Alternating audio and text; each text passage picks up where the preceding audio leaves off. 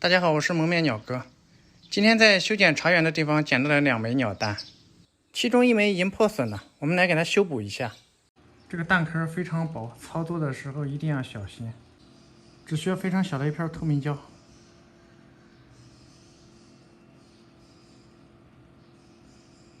把这个破的地方给它封住。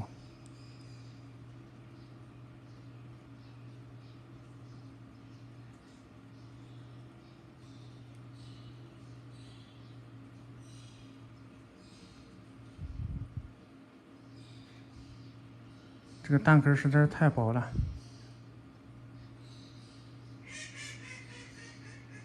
稍微一用力可能就碎掉了。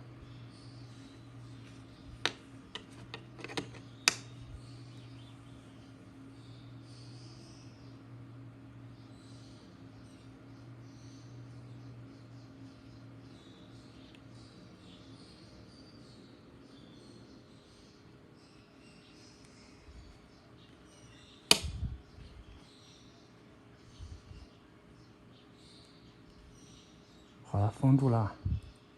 虽然我们把这个口子已经封住了，但是还不知道能不能孵化成功。先给它放在里面吧。另外一个蛋是完整的，大概10天左右，小鸟就会出壳。我们耐心的等待吧。经过10天的孵化，这个小鸟总算是要出壳了。看，它已经顶开了一部分，后面还有一点还连着的。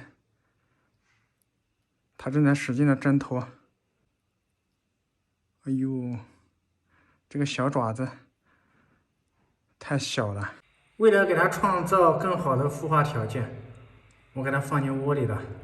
看，这个小家伙正在用力的挣开蛋壳，加油吧，小家伙，还差一点点的，很快就要出来了。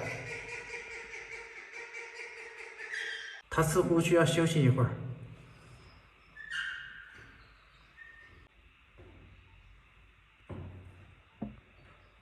翻了个个儿，还是没有弹掉。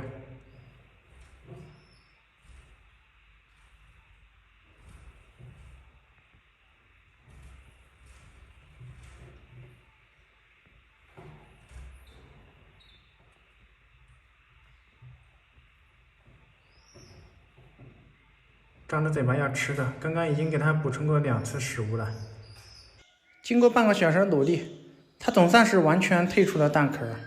这个小家伙挣脱蛋壳用尽了全身的力气，它现在需要休息。好了，我们给它放进保温箱里面。